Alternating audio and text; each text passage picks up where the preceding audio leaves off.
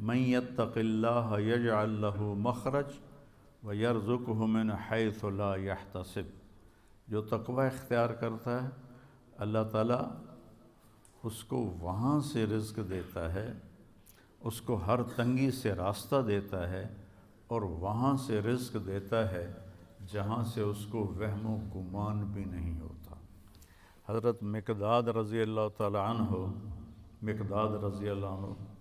پیشاب کرنے گئے تو سامنے ایک سوراخ تھا، جہاں وہ بیٹھے پیشاب کر رہے تھے سوراخ تھا، تو ایک چوہا اندر سے نکلا اور 1 دینار آپ کے سامنے پھینک کے اندر چلا گیا، پھر گیا، پھر ایک دوسرا دینار لے کے آیا، پھر 3، پھر 4، پھر 5، پھر 6، پھر 7، پھر 8، 19 دینار اس نے اپنے سوراخ سے نکال کے حضرت مقداد کے سامنے پھینک کے اندر چلا گیا۔ وہ بڑے بھی حیران پریشان، انہوں نے وہ اٹھائے، فارغ ہو کر آ کر اللہ کے نبی کو پیش کیے کہ یا رسول اللہ میرے ساتھ تو یہ قصہ ہوا ہے، آج چوہے نے مجھے مالدار بنا دیا۔ تو آپ نے فرمایا یہ رزق ہے جو اللہ نے تجھے عطا کیا ہے۔ پھر یہ آیت پڑھی من یتق اللہ یجعل لہ مخرج ویرزقہ من حیث لا یحتسب۔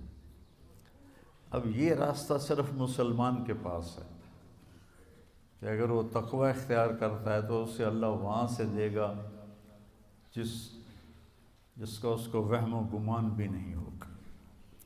من یتق اللہ یجعل لہ من امرہ یسرا، جو تقوی اختیار کرے گا اللہ اس کے لیے آسانیاں پیدا کر دے گا۔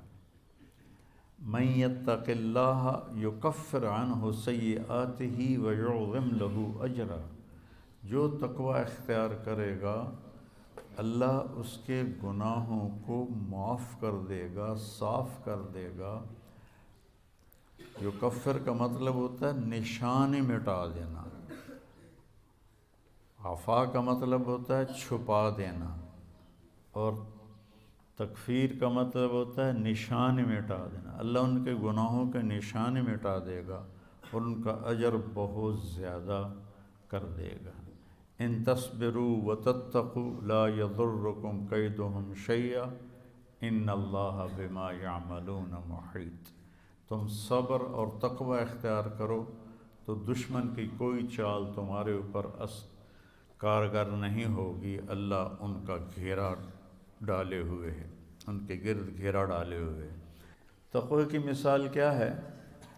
آپ کے پاس پیسے ہوں اللہ کے فضل سے تو آپ ہر چیز خرید سکتے ہیں، گھر خرید سکتے ہیں، گاڑی خرید سکتے ہیں، جائیداد بنا سکتے ہیں، سیر و تفریح کر سکتے ہیں۔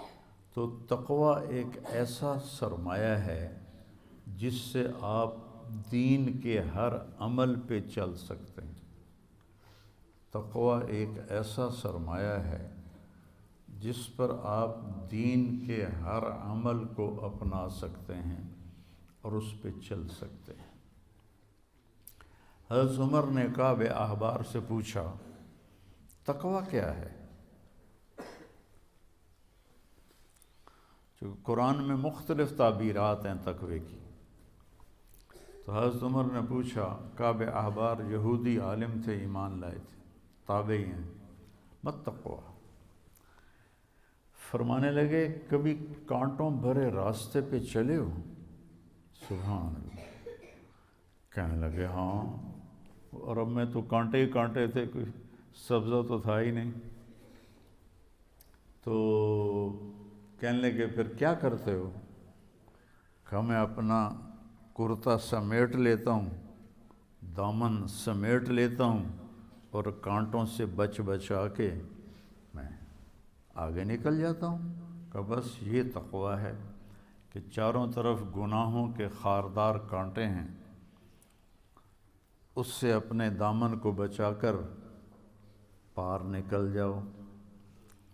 اور دوسرا کہ لوگوں کے سخت رویے ہیں، کانٹوں کی طرح چبھتے ہیں، تو روزے کا صلہ بتایا گیا ہے تقوی، کہ اس سے انسان کو تقوی حاصل ہوتا ہے، اللہ کی خشیت، اللہ سے حیا کو تقوی کہتے ہیں۔ ایک گناہ نہ کرنا کہ دوزخ میں جاؤں گا، یہ بھی ایمان کا حصہ ہے۔ ایک گناہ نہ کرنا کہ مجھے اللہ سے شرم آتی، مجھے اللہ سے حیا آتی ہے، یہ حیا کا جو درجہ ہے یہ خوف کے درجے سے بڑا ہے۔ یا ایھا الذین آمنوا، یہ عزت صرف اس امت کو ملی ہے اور کسی امت کو یہ اعزاز نہیں ملا۔ کتب علیکم الصیام، تم پہ روزے ہم نے فرض کیے ہیں، کما کتب علی الذین من قبلکم، جیسے تم سے پہلے لوگوں پر ہم نے روزہ فرض کیا تھا تم پر بھی فرض کیا ہے۔ کیا ملے گا؟